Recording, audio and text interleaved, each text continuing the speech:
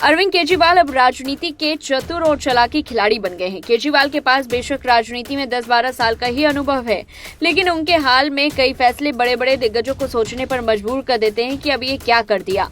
केजरीवाल एक बार फिर से विपक्षी पार्टियों को दिल्ली के आगामी विधानसभा चुनाव में पानी पिलाने का प्लान तैयार कर रहे हैं, लेकिन इस प्लान में उनके करीबी ही उनका खेला बिगाड़ते दिख रहे हैं।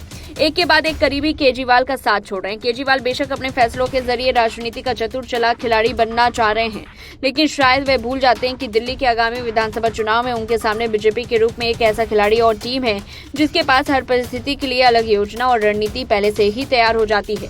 ऐसे में सवाल उठता है कि क्या आगामी दिल्ली विधानसभा चुनाव में अरविंद केजरीवाल अपने फैसले की वजह से चतुर और चालाक साबित होंगे या फिर बीजेपी के जाल में फंस जाएंगे। हाल के ही दिनों में अरविंद केजरीवाल ने 5 ऐसे फैसले लिए हैं जिसको बीजेपी आगामी विधानसभा चुनाव में बड़ा मुद्दा बना सकती है। पहला, दिल्ली सरकार पुराने शराब कानून की जगह नई शराब नीति क्यों लेकर आई? अगर लाई तो फिर वापस क्यों ले गई? दूसरा, जब केजरीवाल सीएम रहते हुए जेल में 6 महीने रह सकते हैं तो जेल से बाहर आने के बाद सीएम पद से इस्तीफा क्यों दिया? तीसरा, जब मंत्रिमंडल में कैलाश गहलोत नंबर 2 में थे तो फिर आतिशी को दिल्ली का सीएम क्यों बनाया? चौथा, बीते लोकसभा चुनाव में जब कांग्रेस के साथ गठबंधन था तो विधानसभा में गठबंधन के साथ लड़ने से परहेज क्यों? आखिर में 5वां, राजकुमार आनंद और कैलाश गहलोत ने शीश महल और भ्रष्टाचार का मुद्दा क्यों बनाया? बीजेपी दिल्ली चुनाव में मुद्दा बनाएगी कि आखिर केजरीवाल के सहयोगी क्यों उनका साथ छोड़ रहे हैं? बीजेपी अरविंद केजरीवाल के हर चाल पर नजर रख रही है।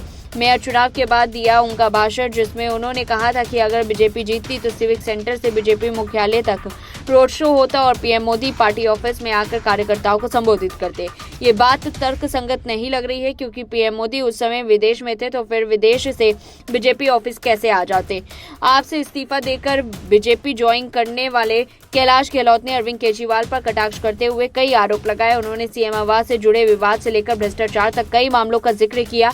कैलाश गहलोत का दिल्ली देहात इलाके में अच्छी पकड़ है। शायद कैलाश गहलोत में जाने से हुए नुकसान की भरपाई करने के लिए ही अरविंद केजरीवाल ने दिल्ली देहात के एक और विधायक रघुविंदर शौकीन को मंत्री बनाया। दिल्ली देहात के जाट नेता रघुविंदर शौकीन को कैलाश गहलोत की जगह आतिशी कैबिनेट में शामिल करने का फैसला केजरीवाल की भविष्य की राजनीतिक का परिचायक है।